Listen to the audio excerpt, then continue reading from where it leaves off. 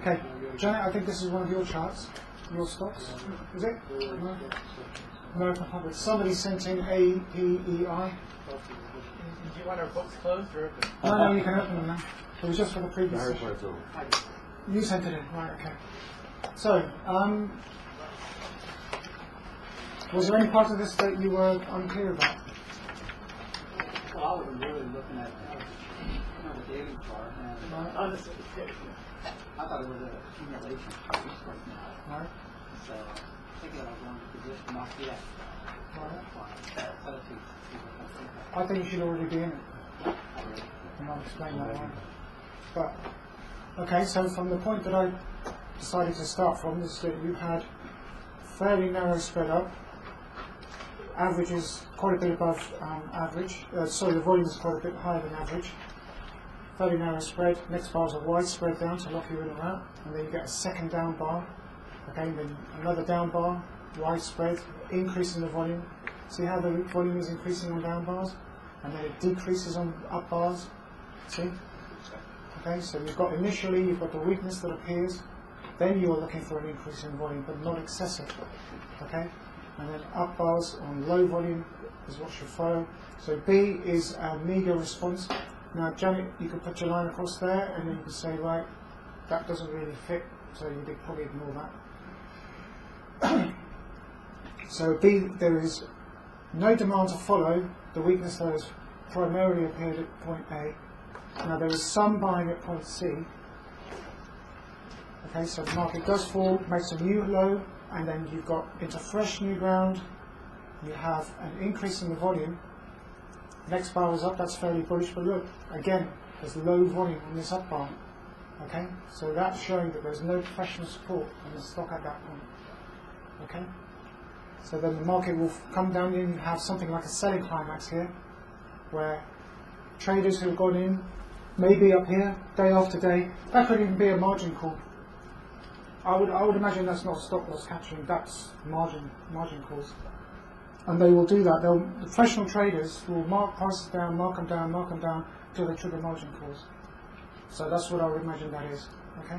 So then, next bar is up, close in the middle. That's quite bullish. That's not so bullish. That's fairly negative. Increasing the volume, close in the middle. What's increase? Oh, okay. You'd have to close it up because it's increasing volume. Should be a wide spread up, but it isn't. Yeah. Okay, but I mean, if the same spread but closing in the upper part would be more bullish. Yeah. Okay. Definitely. And then you'd expect a test to follow, which you have at point E. So then you have a down bar, close in the middle, volume's less than the previous two, and you've got what looks to me like a selling climax just there. That's the point really you should have been in, but that might have put you off, and if it did, I can understand that. Now, we can have a look at this on the live chart, because I don't know really how it closed. But if it closes like this with an increase in the volume, widespread up closing on the high, I've drawn a line there on this the high of this blue bar. If it starts to bounce off that on low volume to the downside, you want to start thinking about a position. Okay, so that's what I'd look for. It closed on the high. Closed on the high. Right. On increasing volume. Was it greater than the previous bar on the volume? It was greater than the APEI. It was greater than the previous two bars. Okay, so what you're looking for now is a retracement to that high where I've drawn that line. And if it starts to bounce off it, on low volume, narrow spread, close in the middle, back up the pickup.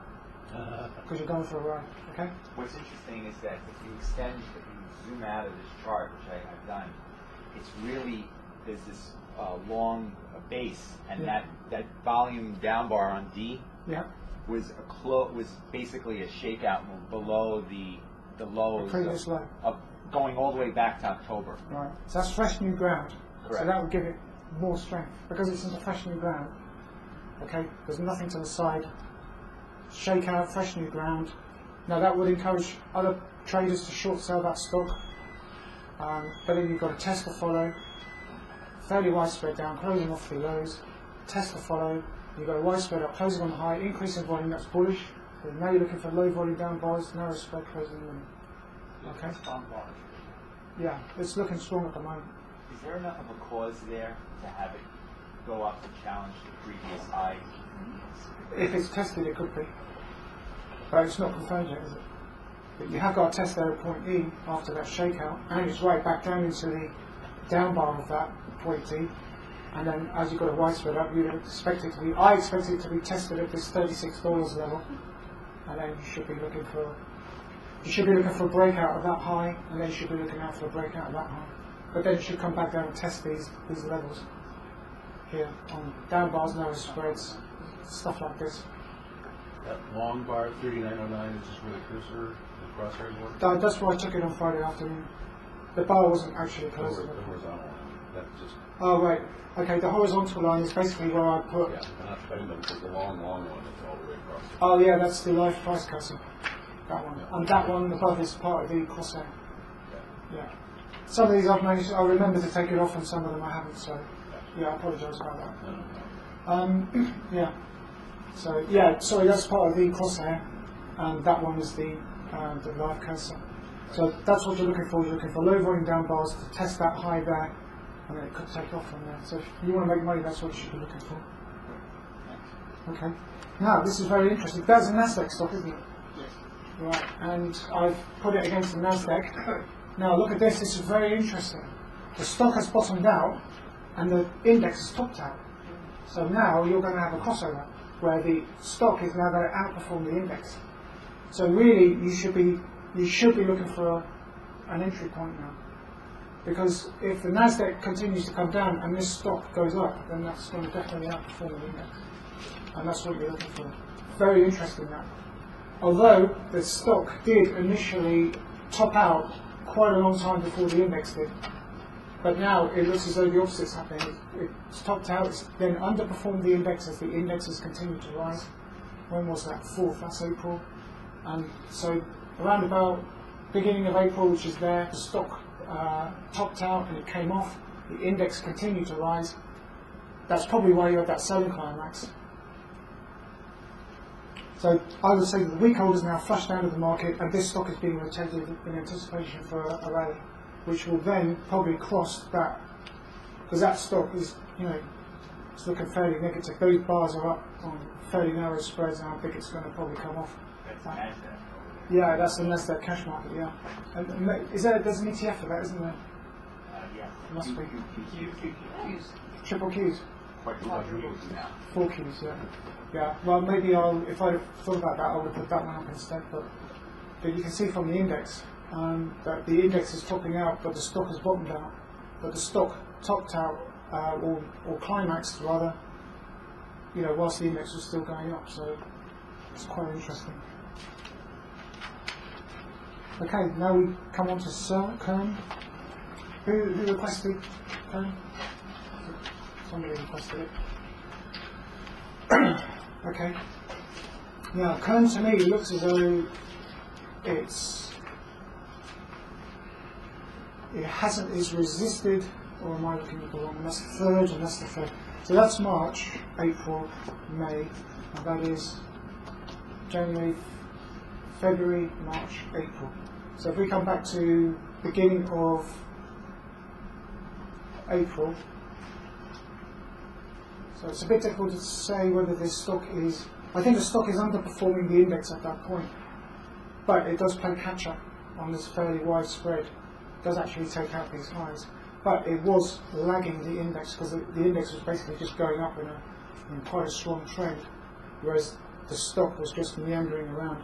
But interestingly enough, the index is now coming off, and the stock is not coming off quite so quick. So at the moment, I would say that the stock is not being sold off quite as aggressively as the index at the moment, but that could change obviously. So there's no real buying climax here or anything like that. The index I can't really tell, but there's a lot more down bars on the index than there are on this. So the move on the index is a lot greater, and we'll just have to wait and see what happens next week. Yeah. That humongous bar on Sun? That one. Yes. Yeah. And it's that big bar. The next one is up a little bit, and not much volume. So in theory, that looks some strength. But then the next one, if it'd be strength, the next one would have been up, but it's not, so it's down. Yeah. And down with just a little bit increase in volume. So why isn't the next one down? Because they obviously weren't negative on that. They pushed it back up, so that's a bottom reversal, plus they tested it. See, that's why you can't just go marching in. That was earnings on Zoom. Was it earnings, was it? And was that good or bad? Somebody likes something. I didn't, but somebody did. See, No, I'm just saying. I'm trying to read the bar, and I don't see how that down bar, because the second one is not. I mean, it's up, and the volume is not that big, so Yeah. it doesn't look bad. I mean, do you think it's a negative bar? no, I'd say that was resting, and then you'd have to say, well, what's going to be the result of that?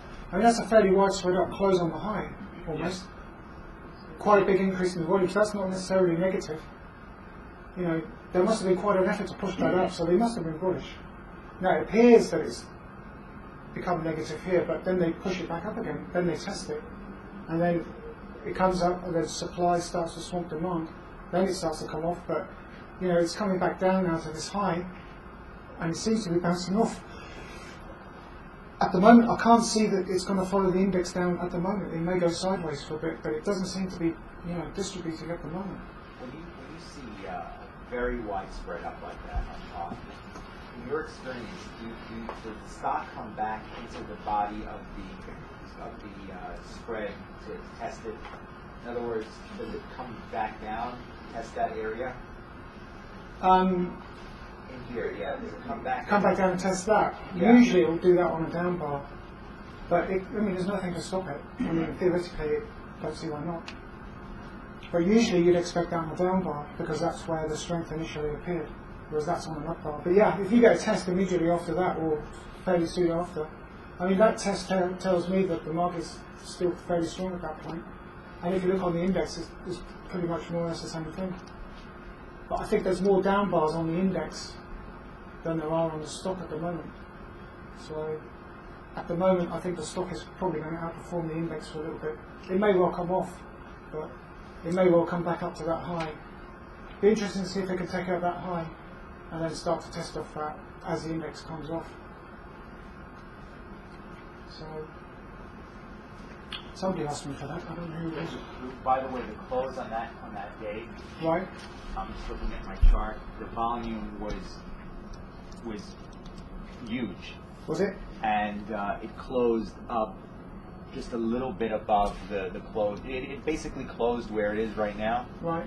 but the volume was Really high. Was very high. Right. Then that probably will come off then. Yeah. It will probably come off, probably in harmony with the index.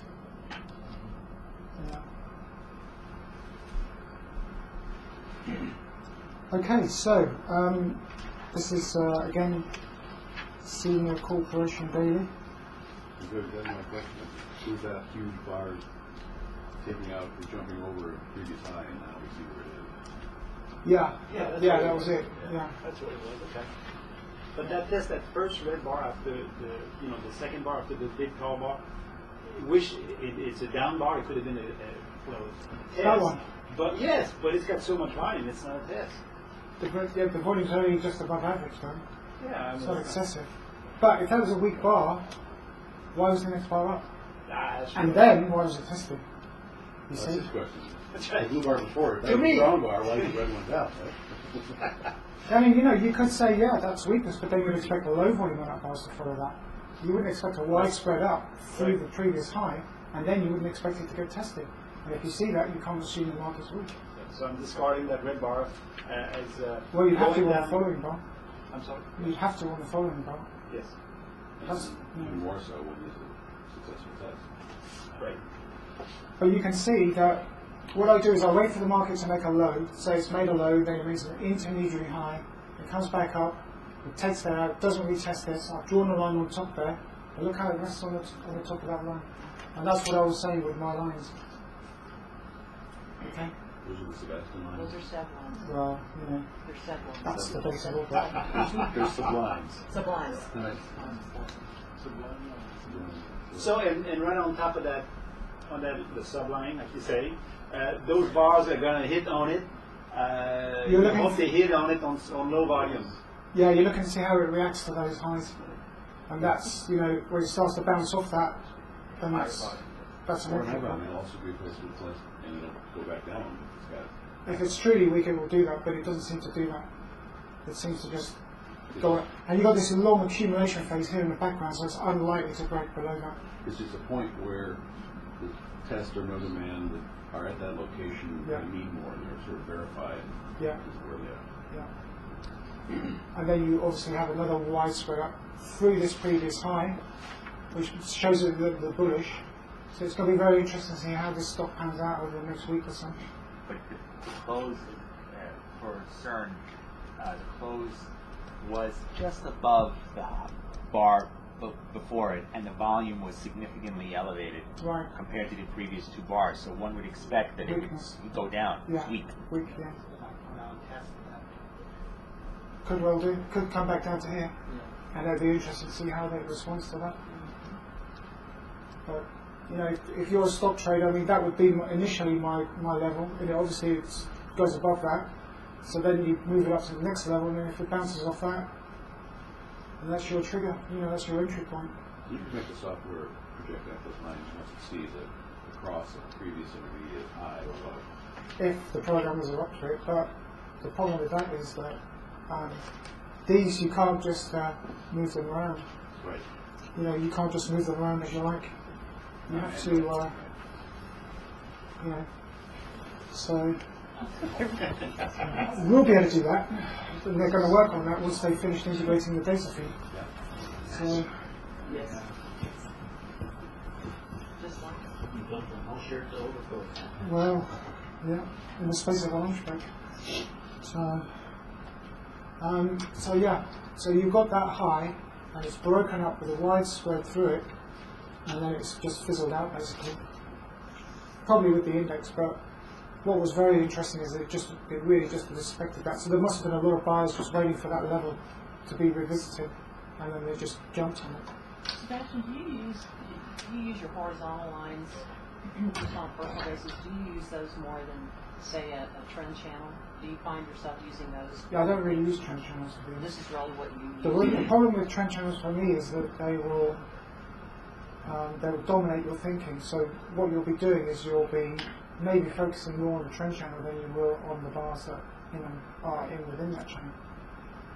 Unless of course you're on a daily basis. Moving averages, just to show you what the direction. I would be more likely to use the moving averages than a trend channel. To me, the moving averages will tell me way before a trend channel even develops what the market's doing up or down. You know, it's so powerful. That's what you want. You guys want to ride the trend, right? You're Wyckoff traders. You know, the trend is your friend, and that's what you want. You look at the strong bars within a trend, up or down, doesn't matter. You don't want to be weighted to the bull side or the bear side, only the right side. That's all you wanted. So, you know, but I use these levels as interesting, you know, crossing points. Well, you know, looking at that high volume today, and that was it just happened to be an earnings day, but you know, it's come back and it's powered up through, you know, some old, you know, really a couple of old highs. So, would you consider that absorption volume? Yeah, Just I pushed mean, it up through it. they pushed it up, and what they don't want to do is they don't want to absorb traders that are locked in. There'll be traders that are locked in there probably, and they don't want to have to absorb all that. They just want to push it through, lock them in, you know, prevent them from selling. Right. You know, because these guys, when it comes down here, they'll be like, you know, they'll be sick, and they'll be just be. A lot of this is probably on margin, so that's, you know, that's what they go for. That's why they go for margin calls. It's the best way to get somebody out of the market. They can't come back, can they? It's going to be at least 6 hours, and by then, it doesn't matter. So, yeah, they pushed through it, and they probably pushed through it so quickly that they didn't want to have to absorb that selling from any of those locked-in traders who may possibly have survived all that. So that's quite interesting. Yeah, so it's going to definitely come off if that volume's correct. So, What is the lifetime of sublines? I mean, if they get ignored, I mean, do they sort of disappear? They don't have lifetime in the background like high volume up and down bars. well, I would say that once they've been tested, like after that, you probably discount it. Yeah, you basically represent stranded traders, right? And once the market's gone past Well, that, opportunists that are waiting yeah, for that. once it's gone past that, they're either Don't forget that there's a lot of traders out there who trade this stuff. They can't read the volume. You know, that's how you've got the advantage. If you do this kind of trading, you can see down bars, low volume. You can see that, you know, there's no selling pressure onto that line. You know, I mean, it's easy in hindsight, but you know, once you get down here, then you start drawing the lines, and then you wait for the market to see how it reacts to those. Obviously, it doesn't take that one, but it takes that one. So, you know, you place the emphasis on this one, and then as it starts to bounce off, as it breaks off up through there, and that's it. And you want to be thinking about getting in. And the same thing going the other way. Say that Yeah, in reverse. Yeah. So like you might draw one across there, wait, see how it reacts. You might draw one across there, see how it reacts. You'd have that blue bar bouncing off it, and then down. And then, you know, you just, it's hide and seek. You know, you put the lines on there and you wait to see if them, you know, some of these will never get tested out.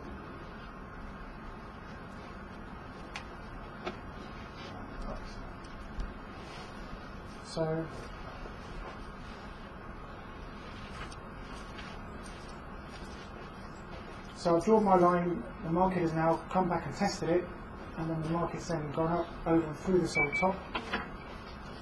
We've got an accumulation phase there. So that's really what you're looking for. Don't think we have a whack.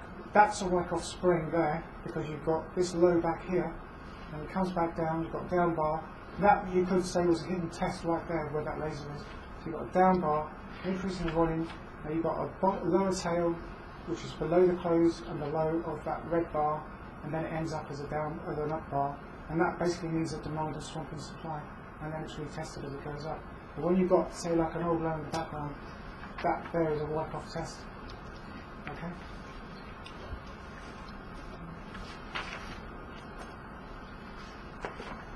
Okay, so the chart in greater detail, I'll just move back over here. So does anybody want to explain this chart to me?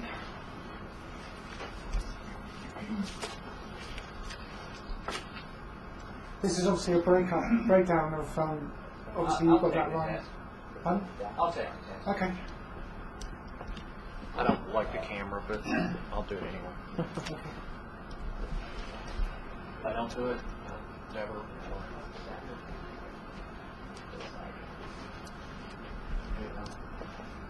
That one there? Okay. Just trying to. Okay, come to this side, Alan. Okay. And then if you stand by me, then the camera will get your voice. Cool. I guess the first place of interest will be right here. You've got a high volume bar with some absorption volume. I would think that's what it is because it goes through the old high. After a test-like bar, then you have a. Is that volume or that bar or that bar? It's on the bar behind the bar right, the red one. Okay. And the next bar goes up and closes off the high. It's lower volume, so that's actually potentially weak bar. But then it's immediately tested. So what's the response from that testing? That's the question you got to ask yourself. The response on that test is it's all kind of knocked sideways. That's not being lined up. I think the two high volume bars are the two bars before A, the two up bars. Okay. Yeah, so that's a test either way, right? Yeah. Okay. Now the bar after that is weak. Not sure, weak. It may be a test-like bar, but I guess it would still be testing this. Did start down out of the down bar and did close up as an up bar. So it's actually not that weak. I guess maybe it's just still sideways. Well, you'd have to say that demand pushed it up. Okay. It started up because it started out as a down bar, but it must have been buying in that bar because it ended up as an up bar. That's probably one of the 9 mark-off tests. Okay. Next bar is up on higher volume, so that would be, it could be potentially weak, but it does close on its high. So then it's immediately tested. The next bar is a down bar on lower volume. Close on the high. And then, well, this was a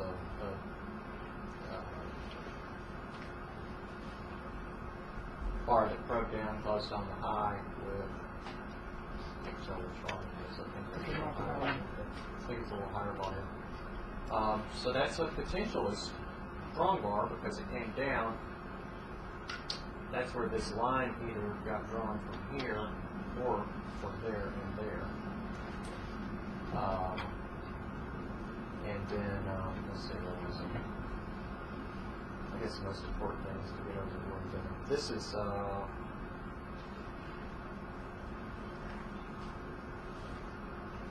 well, this up move is, it's not really strong or weak. I mean, it's a little bit of strength right there. And the volume is not so high as for it to stop anything. So it's trying to break out. Is what you're saying.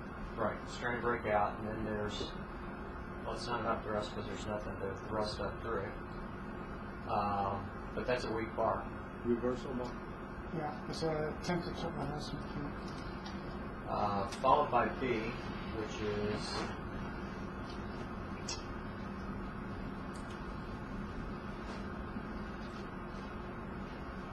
that again? That's Sorry, which one?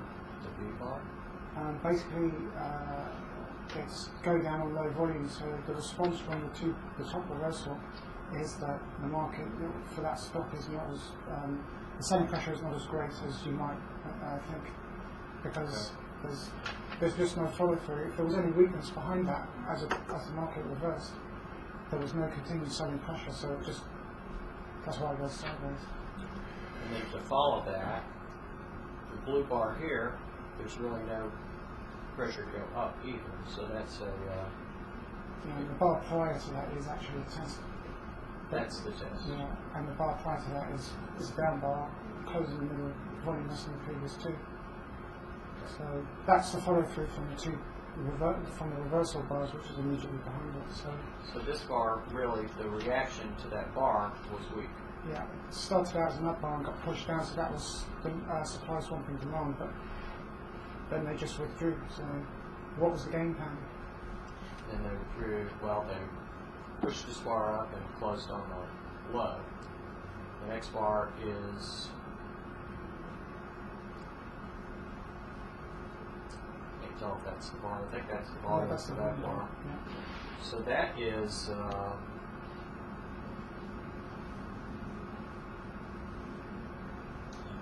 Average spread down increase in the volume? I don't know that it's that weak, or, I mean, it closes off the low, it comes back to the line. I don't know that it's as weak. I mean, there's a signal there, but I don't think it's as weak as, I'm not sure. That probably relates to the previous bar. That's it. Oh, okay. So the next bar was up, so there must have been some buying on the red bar. There had to be some buying on this bar, it would have closed on the low, closed off the low. Then this, and basically this is kind of a sideways. So point C, how do you explain Point that? C is a test. Personally, I'd low call volume. down bar, I'd call it an supply bar with the next bar up, so it must have been bullish. Increase in volume on the blue bar. Okay. And then there's an increase in volume on, was that this bar? Yeah. So that's actually a strong bar. Immediately followed by, it's not a test because it's an up bar. You've got strength on the background, so you can discount that pretty much.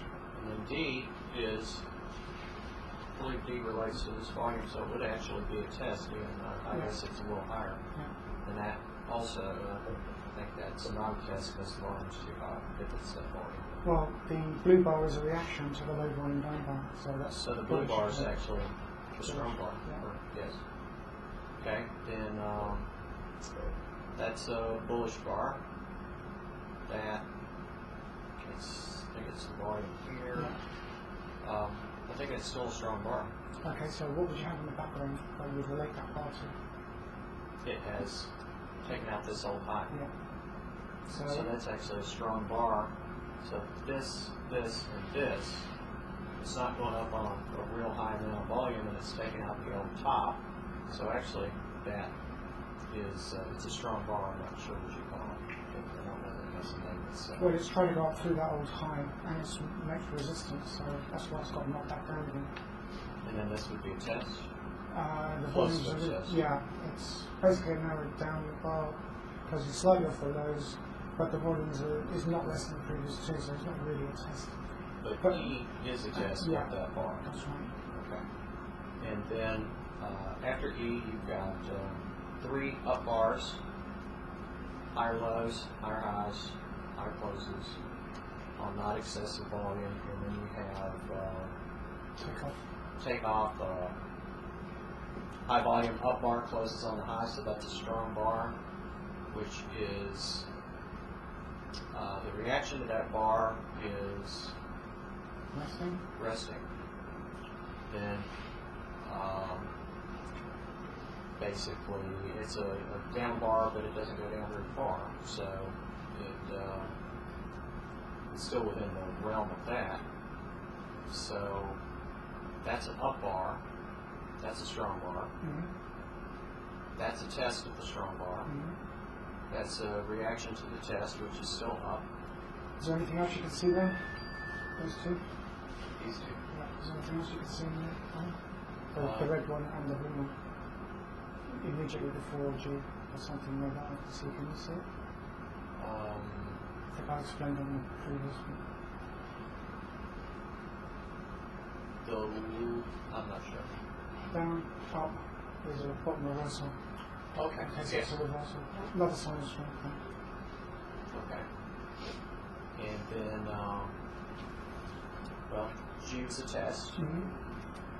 That test is met with an up bar. Mm-hmm. Then H, higher volume, up bar that closes off the high, so it's potentially weak. Could be. It's not that high volume. No, so there's no bind climax or anything like that. Right. Tested. That's a test. I think that it's not a test. It's an up bar. It's an up bar. That's an up bar. That's a down bar, but that can't be a test either. The volume's too high for a start. Okay. Okay, and the low is lower than the low that's previous bar. What you've got is an up bar, close in the middle with the next bar up, volume less than the previous two. Suddenly the buyers have run out of power, they've stopped. That's why you've got this bar close on the high, the volume's too high, and that's why the next bar is down. Now, very interestingly, on point I, I actually it gaps down, but is locked. that's gap down bar, narrow spray, close in the middle, and the volume's increased to average. And the next bar is up, so that must have meant that there must have been buyers on this bar with this volume, because why would the next bar be up? But you see, now the problem is that on the close of this bar, you've got quite high volume, so it's now quite negative. So now you'd be looking for what?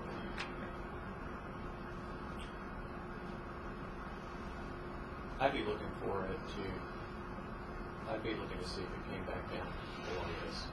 Is there anything specific you'd be looking for if you were looking to take a position in this stock?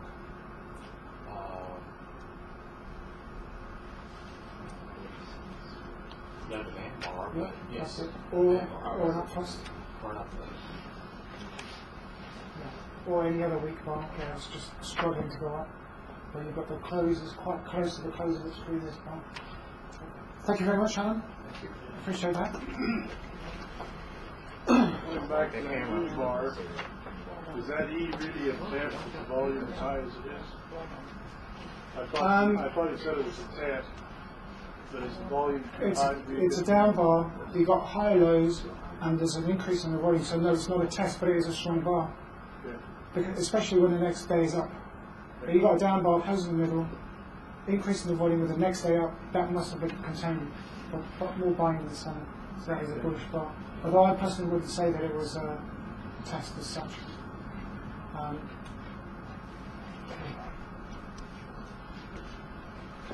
Okay, anybody else want to stand up and explain this chart to me? Or are you all shrinking violets? Go try it. That's how you learn. Seriously, you can't, I'll give it a shot. can't go Okay, wrong. no. Right, it's got his, got the gloves out. That's not really good. Stand over here. Stand on this side so we can get you on the camera. Okay, well, A is widespread, closing the low, bigger than average volume, with the next bar up, so there has to be some buying here. It continues up on lower volume, so you would expect weakness to appear again, and it does here in this bar here. Let's see. Yeah, so there's a lot of big down move here, which indicates sellers are entering, but the extreme volume on B indicates that we have that selling absorbed, and the confirmation is it's absorbed so much that it really jumps up. Sends it all the way up here. Next interesting bar I see is this pretty high volume, above average bar, closing the high. When I see that, that's usually a sign of danger. And the next bar is about average volume, it's still climbing, with a reversal. So there we're seeing weakness here.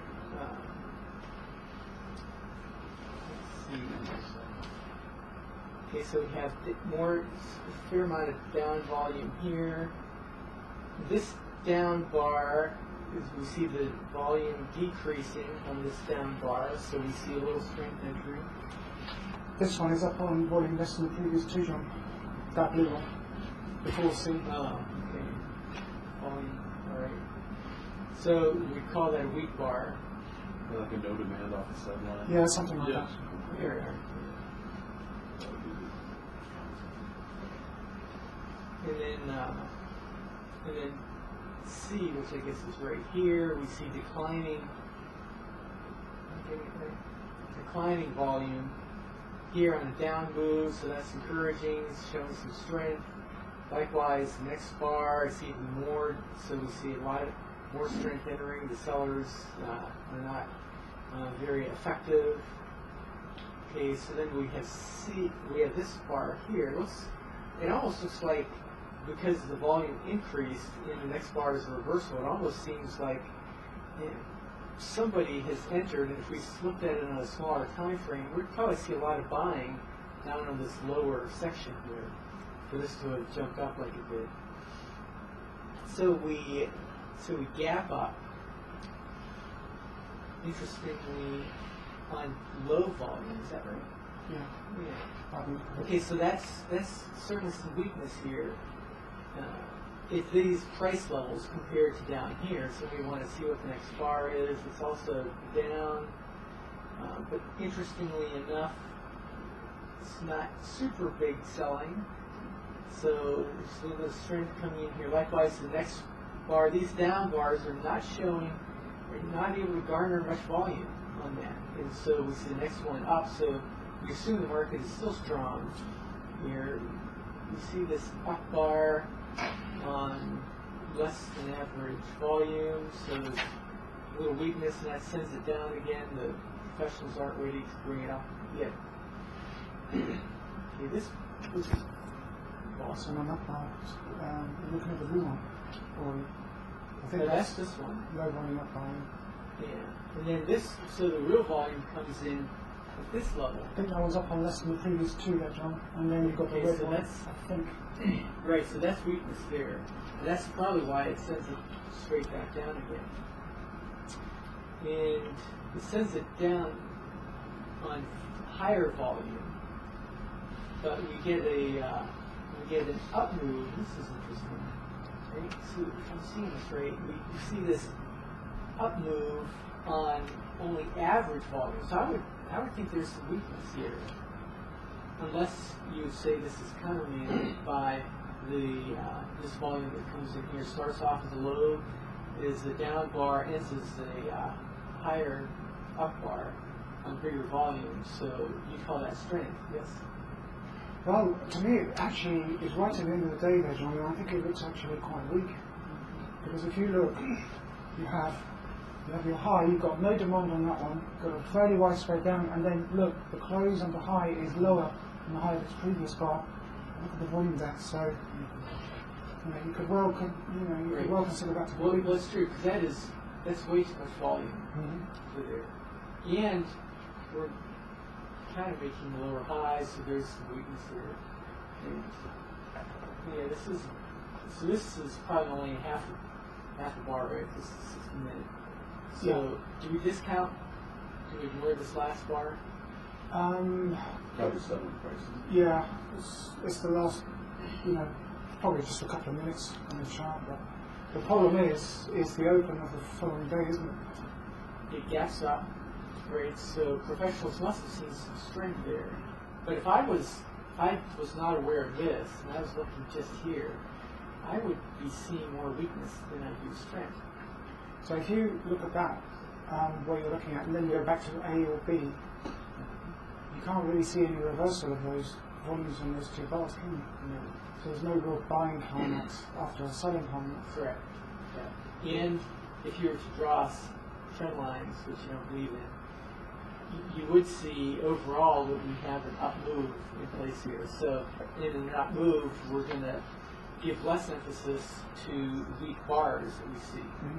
So maybe the best way to look at this is we're up here, there are probably some people that got locked in over here, they're happy just to take a little bit of profit, and so they're selling here, and yet it's not really professional selling, right?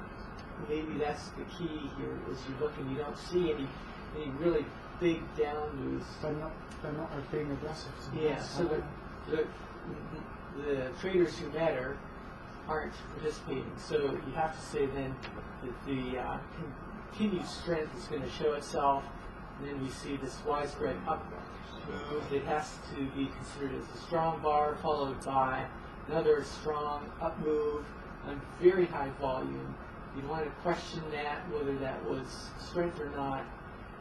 The next bar, down bar, widespread, close toward the highs, and volume less than previous two. You might think that was a test, but the spread's too wide. I would want to see what happens next. What happens next is E, where I have an up bar, an even lower volume. Okay, so, and for that volume, it could just barely turn it into a little higher than the previous bar. So you have to assume there's weakness there, and we're also making lower highs. So anything else? So E is probably a good place to take a short. What else is significant about that measure between D and E? Something related? All of you should be looking at something fairly obvious that I've been going over and over and over. What's significant about E in relation to the background? I think it's no demand. No, there's something else. John's already said there's no demand. There's something that's blatantly obvious about that. Well, there's also a Inside hinge bar. E. I mean, I don't know if you can follow that, but there is the lows are increasing and the highs are decreasing. Yeah. You're anticipating there's going to be a big move from Yeah, but that. there's something else in there that's screaming at me at the moment. Close is between the close previous bar and the high. Yeah. No, there's something else. Maybe this mega big volume, Yeah. something's wrong with that volume. Right. For after this huge volume to come in, for prices to act like this. What I'm looking at, John, is that I have an up bar on low volume into a previous widespread up on high volume. Okay? That tells me it's weak. That's what really brings it together for me. That's a reversal of a sign strength 6. I think that's the number sign of weakness 2 or something, or little number 1. Something like that. But yeah. I mean that's very significant. If you get low volume up bar into a previous high volume up bar.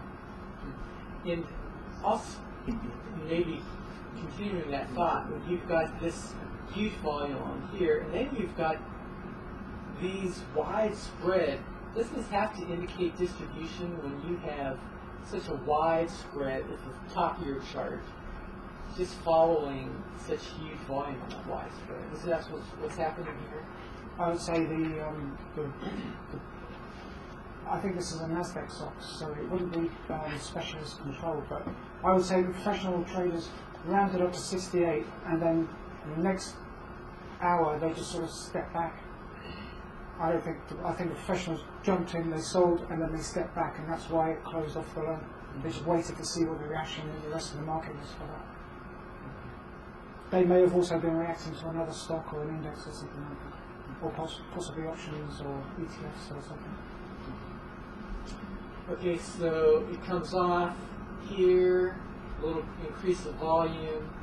F is interesting. F looks like it's level. It looks like it's actually a little bit as an up bar with lots of volume. That has to be in question, followed by this wider spread. You have to think someone's distributing here. It comes off here. You see. It's insignificant, to be honest. Don't forget, I'm an hour chart, you're missing 30 minutes of that, because it starts at 1:30. Alright, so G enters in, we see a ramp up. It's, I don't know if you call that a bottom reversal or not, Almost. but it's certainly Two-bar reversal. Two-bar reversal, and the volume, I guess, is increased a little bit. These bars closing in the middle or closing off the high, as much as they are, indicate selling to me. An H bar that closed in the middle is really, boy, that's really low. You have to say none of the big traders participating in this move here unless they're selling short. Okay, let me pause you there. Yeah. We basically got a retracement from H on low volume into bar D, which is high volume, which is right at the start of your distribution phase, so low volume. But if H is so weak, why is the next bar up? Well, it's both of those. It's that one, and then that one does the same. It closes in the middle. I think the volume's back average. So that's that one. We've got that up one, we've got loaded one, and that one. So that's the two. The volume bars are actually rather significant on those two up bars. And then on that red one, the volume starts to increase, and then as you can see, it starts to increase more. But now, because you've got that weakness in the background, it can't manage an effort. It gets whipsawed at the beginning, and then it ends up as a down bar. And the volume is still quite low because it's only 30 minutes. So. I know you would not take the short here, I don't think. No, You're in an uptrend. Yeah, that's right. So H occurs in a little higher volume, it comes off here, and you see what's going on. Looks like it's declining on low volume. I guess that's this low volume. Yeah.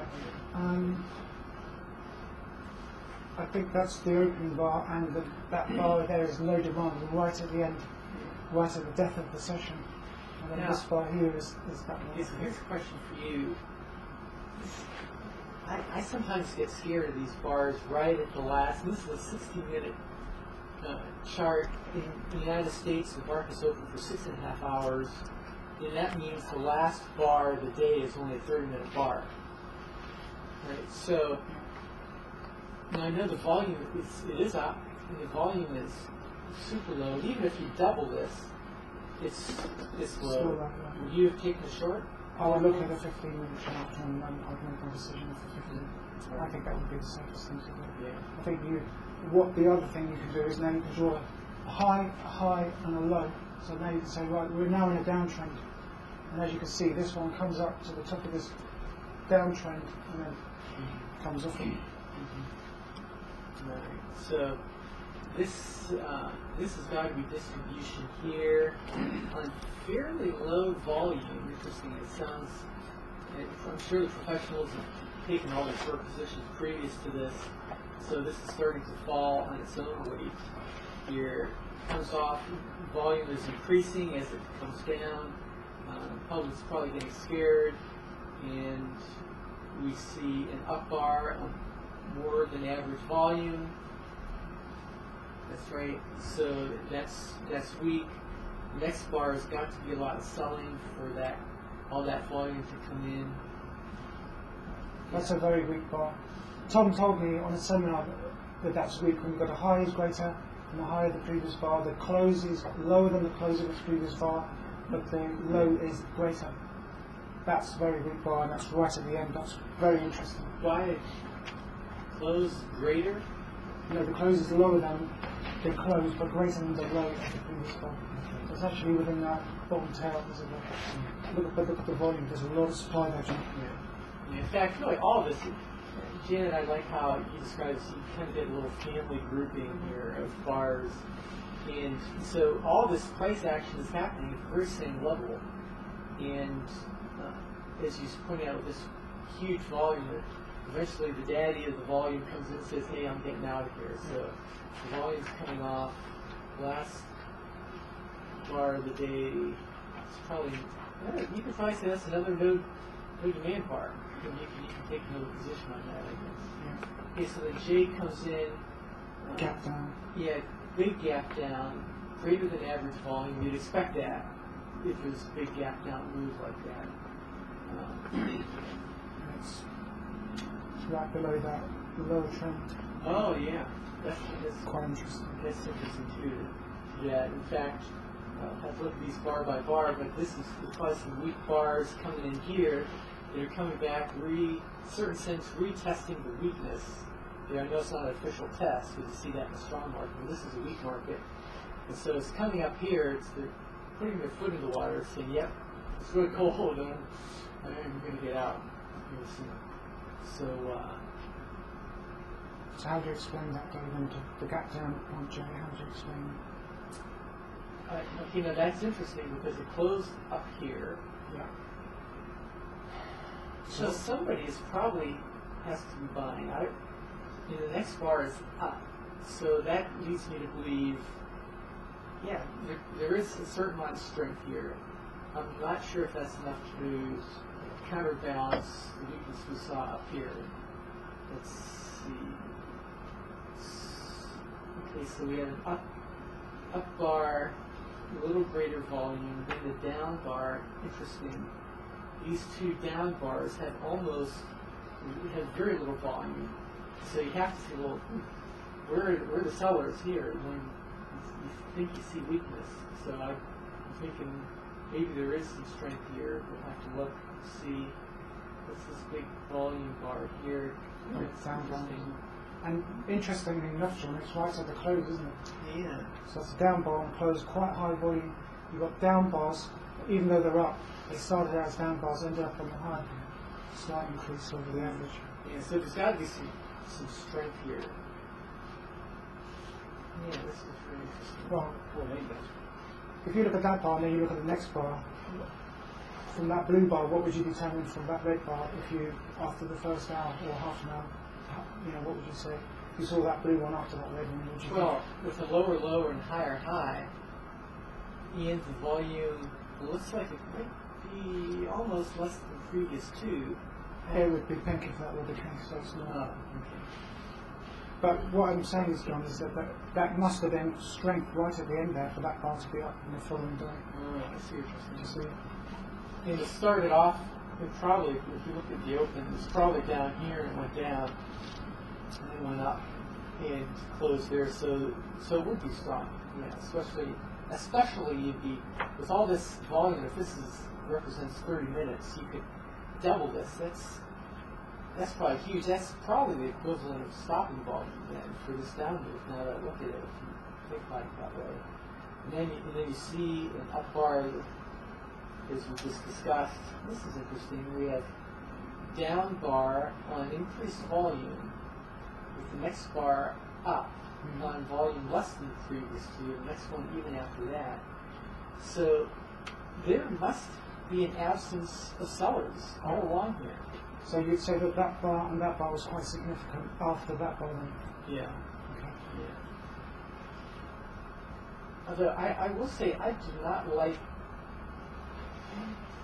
all the I guess when you see a big volume down bar like this, a good bit greater than the average, you have to think that you look at the next bar or two and it's obvious that it has to be strength.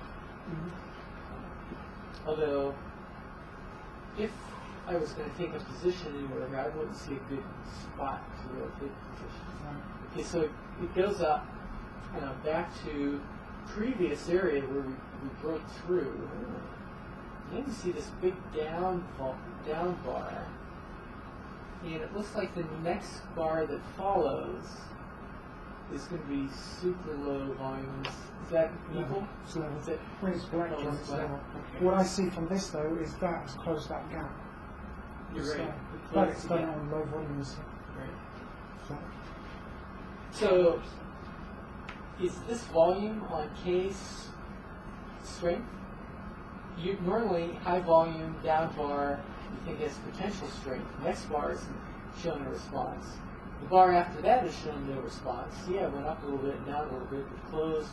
If anything, closed down. So I guess you have to say there's weakness here, right?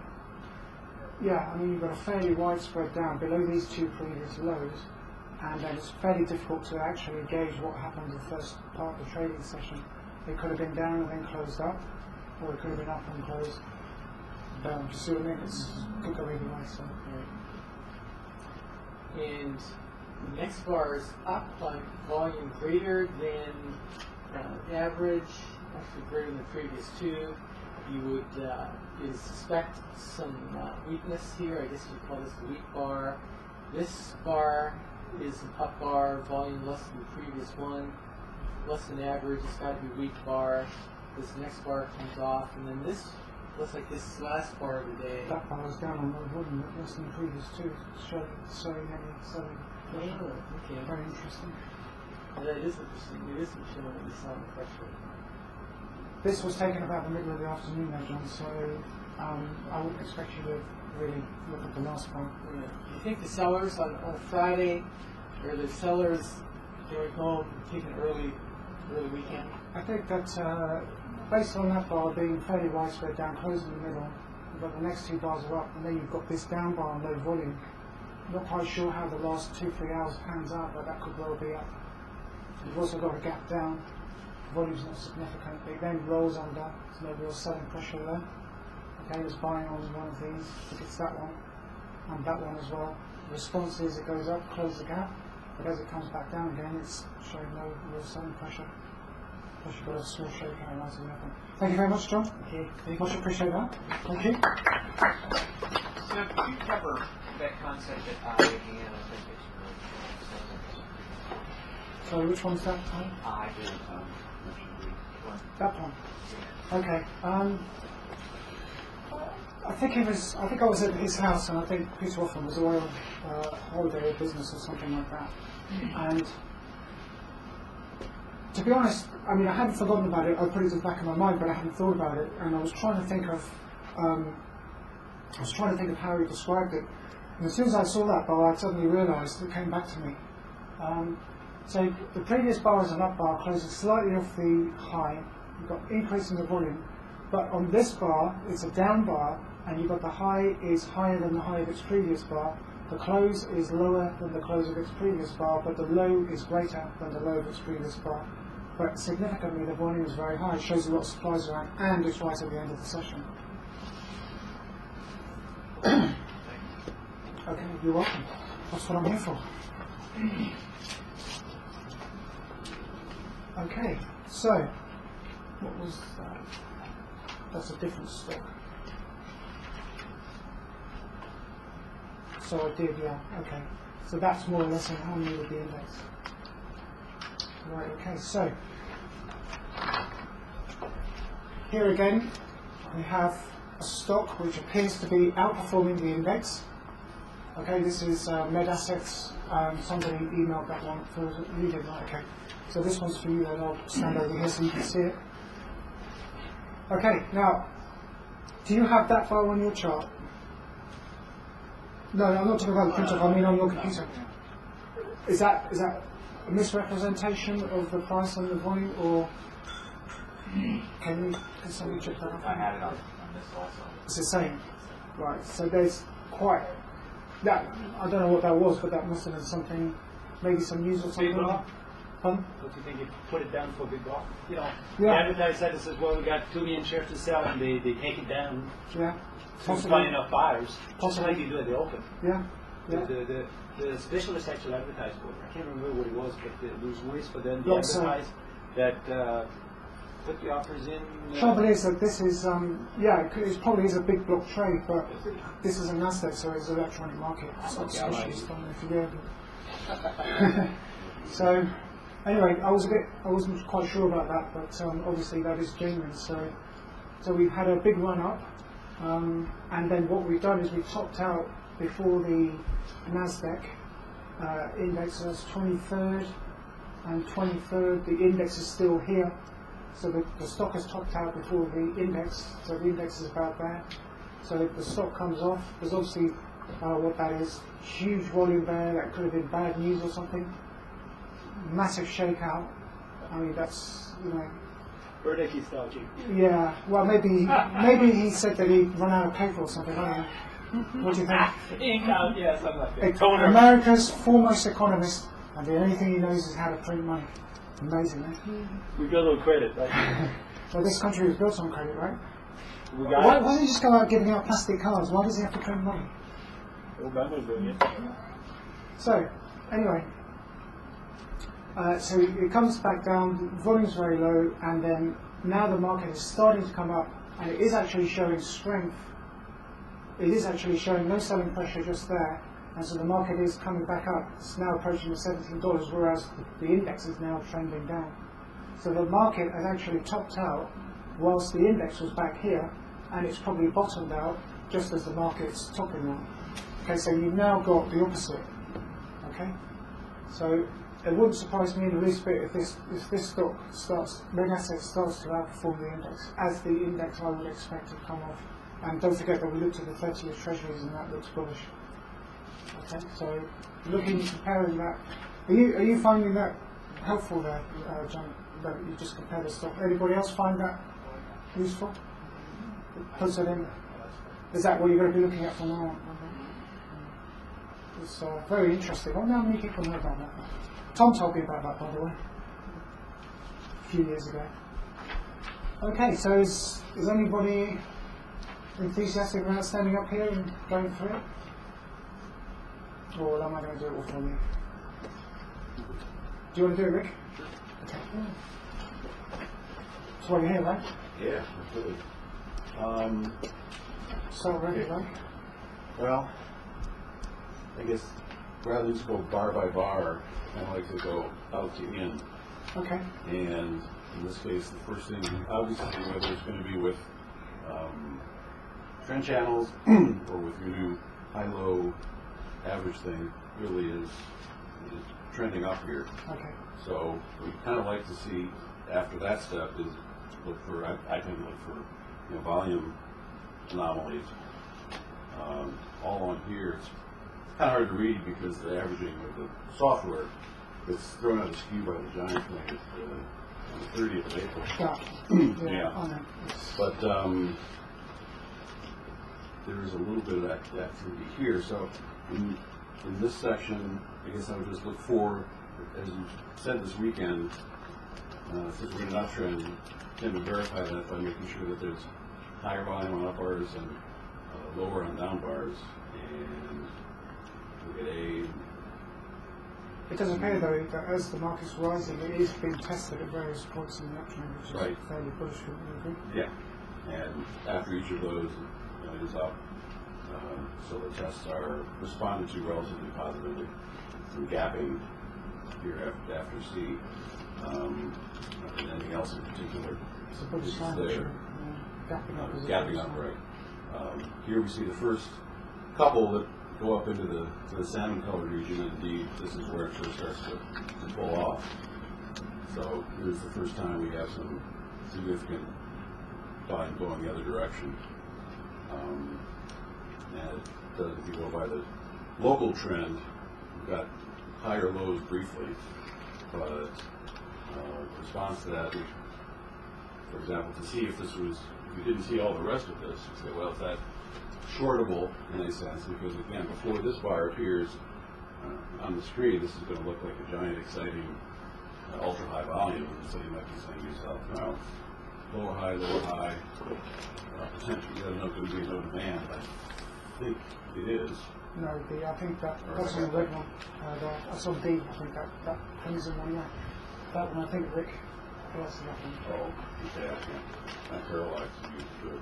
Okay, in that case, it's not on demand. So good. So that's probably why it didn't keep going down. And indeed, right after that, we see it marked up pretty significantly.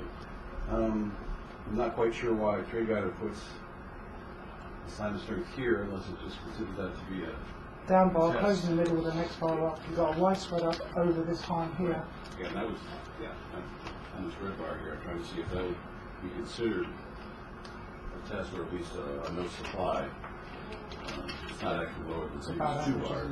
yeah. Right. But then this, to your point, I don't know where this, this is probably just the cursor point. Yeah, that's the cursor, Right, no, so it just happens to be in a very convenient spot. There's it's clean living. It did find this isolated intermediate subline high level and went back, and for fun it actually does go back with it. Maybe that's not an accident. Maybe have it there on purpose or something, because it does revisit that level from the other side. I'm just wondering, Rick, if that's gap down, say, opened up down here someplace and then come down and then gone back up. It did. That's interesting. Gap down, sold Yeah. off, and then Went back up. went again. all the way back up. Yeah, it seems unlikely that it'll actually start up here, go all the way down, and then come all the way back. Yeah, But you have to go to lower than the daily chart to see that. of course. Okay, getting back into this area, so at this point it just passes. There's not a whole lot of traders here to absorb. It doesn't appear to me, but it does jump over that, which itself is a potential sign of strength. Marks up a bit on increasing volume. Here we're getting again into ultra high volume up parts, but this, rather than especially E, it does not back off and close off the high, so that potentially is strong, and just continues on to the next. Now this next one is where some supply may come in because it does drop off at the close, and as for the next up bar, it's an even bigger rectangle. So if we really use it there. That's more important. Yeah. Okay, so at F we have our first down bar after this trend. Whether that would be considered an upthrust, I guess. So you could probably say that's. No, because there's nothing in the background there, Rick. But the Yeah. problem is, look, what's significant about that? Yeah, it's certainly lower volume than previous two. But I had never heard, unless I may be blanking on it, but you said it today, that for an upthrust, what really qualified, it has to correlate with something in the background. That's right. I don't know that I heard that before, but maybe that's just me. I haven't seen it wrong. Anyway, so. That would be another one of those bars like Tom was talking about where it's higher.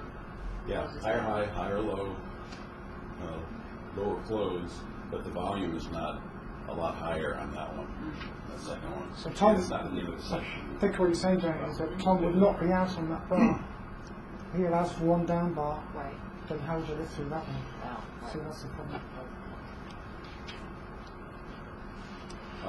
Okay, then there's this thing which has got to be either news or Something. anomaly or something, but confirmed in other places. So it's almost the type of bar you wouldn't see in a very liquid market. So I think I see that a lot on DAX, but that DAX I think is something I've never seen in other markets where they will actually insert large block settlements into the chart within the day. And if you look at a tick chart, you will see that there are these gigantic impulses like this, and you go to the tick chart and there's zero volume. So clearly, how can there possibly be anything going on? There's nothing going on. And the answer I got back was, oh, that's just this big block thing that was settled. Late reporting, I think they call it, isn't it? Yeah, I don't know if the other exchange that does that. I haven't seen Do you see that on the e-signal DAX? Or just, did you see Well, it? I can't. Quite Well, since you can't do ticks on Trade Guider, I can't check it. Okay. They had earnings on the 29th. Oh, right, okay, 28th, 29th. The 30th, So the 29th was that one, which was that up bar, closed in the middle. Maybe the market didn't fully, maybe it was after the market closed, yeah. which explains why it would have gapped down. Interesting enough how they all set themselves up the previous day. You've got up bar, low volume close off the low, then you've got a down bar with a higher high, and then it comes up, weak bar, increasing the volume just ahead of those results. Interesting, don't you think? No, purely coincidence. Are you trying to tell me that they didn't know in advance, Rich? That would be dishonest. Okay. I'll throw out an up bar, and strangely enough, it falls off. So there's a good chance that could be weak. Certainly, that's the response here. I'd say that was a shakeout. Yeah, and as we proceed, we're starting to see a little bit of a rounding under a bowl shape. So head off, we're looking to see if that's supported. Ideally, I guess we'd like to see potentially more corkscrewing, and that may indeed be what happens. Is maybe just the beginning of some things, rather than just its own separate bowl. It could corkscrew continually, but only time will tell that. On individual bars, looking for any verification of or confirmation of this. This looks like it's slightly lower, so it could be considered a bit of a test, but failed. I think the scale is a little misleading. These look like average size bars, but if you look at this last one where the cursor is, which is about the same spread, it says it's narrow. Yeah. So these really are probably not as significant as they look in terms of spread. Jumping ahead, G has more. If it closes on a high after heading low, but again, it's like a quiet period right at resting after all this excitement over here. So that's why it's kind of not having a lot of activity. I think that big widespread damage shook them all out, and that took most of the focus upon that. Yeah, I think it took a lot of people's breath away. Finally, we get over here to H again. It is a down bar. It's an inside bar, so it meets some of the criteria of being a test, although it's not a rising market per se. It's one right after where we finally jump back up to this level and close on the high. But it's higher volume, but it's not high, so I guess it would be not excessive high. So that could be strong or less weak than it might be otherwise. Again, we come back for what does not qualify as a test, but maybe is a little bit of no supply, and then almost duplicate it, but clear, picking up volume again.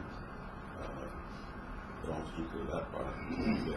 I'm not sure how this rates. How does this close in reality? Finishes at 1697. Yeah, it closes up on lower volume. So it's actually up and up. So it's not bar. And the volume is at what level? A little bit, it's about the same as 2 days before. Okay, so So if it's an up bar, bar.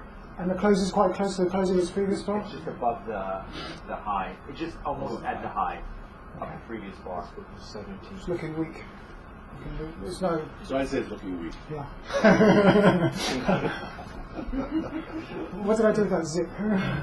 Okay, thanks, Rick. Thank you very much. Pleasure, sir. Yeah, you're welcome. Thank you. On that big shakeout. That one. Yeah. Let's say the next day it opens down a little bit and it starts to take out the high of that shakeout bar. Is that a time that you would consider going long? You mean if that was an up bar, not a down bar? No, that big shakeout bar. Yeah. The next day maybe it opens a little below the close of that shakeout bar, and then it starts to take out the high of that bar. The previous bar. No, that bar right there. Yeah. The shakeout bar. Yeah. The one before it. That one. Yeah, and let's say the next day it opens and then starts to take out the high of that shakeout bar and go up. Would you at that point go long on something like that? If there was a low volume reaction, yeah. After a low volume reaction. Yeah. Don't forget there's a lot of supply in that. A lot of stop losses, margin calls been taken. There's a lot of people who've been panicked out of their stock. Right. The trouble is it ends up as an up bar, not a down bar. That's the problem with that bar. It's up It's blue. It's not down. See? Well, what's the magic in your thinking? And I don't mean it. I mean it seriously. In that, if it closes up, 20 cents or closes down 20 cents on that kind of move, does it really matter that much if it's a little bit up or a little bit down? Yeah. That's an up bar, not a down bar. Huh. Well, does it, maybe to continue what you're saying, does it matter more on a daily bar? I think I've heard somewhere that and again, this is NASDAQ, I guess it is. So NASDAQ stock. So it's not, we do it to the same extent, but I think the daily close is a bigger deal to people to have be what they want it to be, up or down, than a 3-minute or a 17-minute. No one's going to micromanage to that extent, but they will force it to close where they want it to. Yeah. So in that sense, a close might mean more on a daily bar than a. Well, if it closed up 8 cents. Yeah, but Okay, and what if me, sitting at my computer, had a few thousand shares and just hit the button and sold it? Then it would close down 10 cents, and it closed up 8 cents. And then it would close down 10 cents. And that would change your thinking in terms of how you look at it? It seems that's what you're saying. well, really, I wouldn't actually trade on a daily chart at the close of that bar. I'll drill it down to something like a 15 or an hour. I'll get a much closer look at it. We may even do that next. But look, it is an up bar. The next bar is down. Okay, and the next day is down. It's a slight gap down, as you said. The volume is low. It has to be one monumental shakeout. Now look, the market just tracked sideways, and at G you've got low volume down bars. Okay, a lot of the market supply or the excess weak holders were taken out on that. Even though it's now starting to come back up here, it now looks as though it's starting to come up and it's maybe looking a bit weak. But I would say the stock is still acting stronger than the index. I would have considered a long at H instead of Yeah. the top underneath that blue bar. Yeah. Yeah. In fact, let's talk about that blue bar, because I've been pondering that. That's a very unusual bar with the lows it is. It closes above the previous high, and I would say it was equal to it, John. I would say it was above. I'm talking about the blue bar just before H. Oh, sorry, I do beg your pardon. Okay. So, to me, that on such small volume, you have to, I guess, you have to think there's strength there, because for it to be that low and then to close up as high as it did, right? Would you consider that a strong bar? Well, there's something that you have to consider, and you're right in the ballpark there.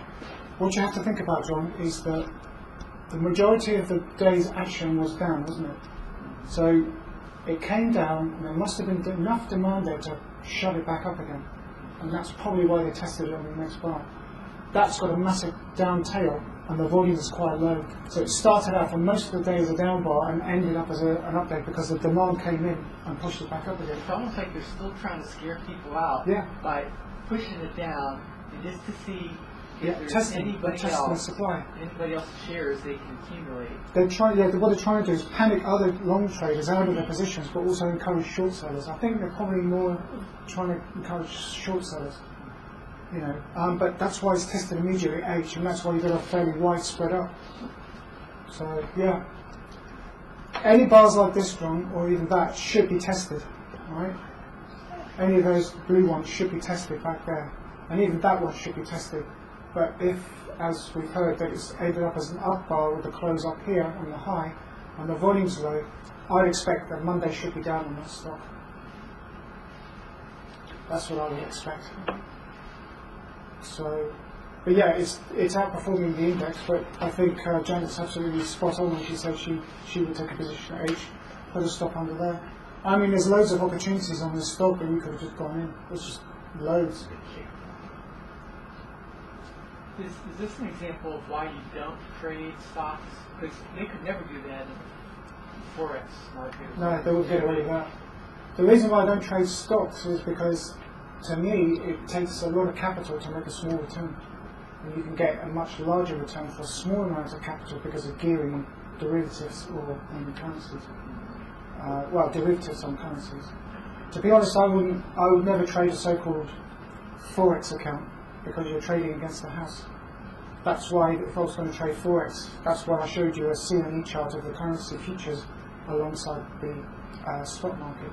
If I was going to trade currencies, that I would always go into the futures market, because the house, your broker, will never trade against you. He'll never move the market to capture your stock losses, like they would at FXCM or FX Solutions or anybody like I that. heard the trade station will do that too. Will they? Yeah. Yeah, on Forex. They'll actually take an opposite position from Yeah. your forex, Yeah, but they don't do it in the other futures. markets. No, they can't. So that's why, John, if you're thinking about trading currencies, maybe you should look at the CME currencies. on Yeah, well, I futures. do. I've traded the futures. Right. How do you find getting in and out of that? Do you find the liquidity quite good? Can you just sort of, Extremely good. is it good? They're on a daily. I can tell you that there's all kinds of liquidity. Right. You know, on Japanese yen, the euro, the bigger. Yeah. bigger Yeah, British pound. the euro has something like 178,000 contracts traded every day. I think the cable is only traded up to about 100,000 contracts. I think the yen is quite liquid as well. That has about 150 to 175,000 contracts. Is that recent? I mean, relatively? Yeah, I was just looking the last couple of days. I mean, the fact there's a currency futures market, I mean, Forex itself hasn't been around that long for regular traders. It hasn't been available to the public, but only since the mid-1990s. But the problem with so-called, FXCM companies like that is you are trading against the house. So it is in effect a bucket shop, and they will move to wipe out the stocks. Futures on Forex? Futures on CME, yeah, your broker will not be trading against you. Your broker wants you to trade because he wants to make money from your commissions. And you don't forget, on currency futures, you've got a one-tick spread, haven't you, John? Yeah. It's a one-tick spread, and that's really competitive. So, and even when the market's quiet, you're still going to have that one-tick spread. I mean, even on FXCM, they have an account where they claim to have no broker intervention or no dealing desk. The spreads can get really wide, sometimes up to 10 pips. So currency futures on the CME will never have that. You'll always have a one-tick spread, so they're really attractive.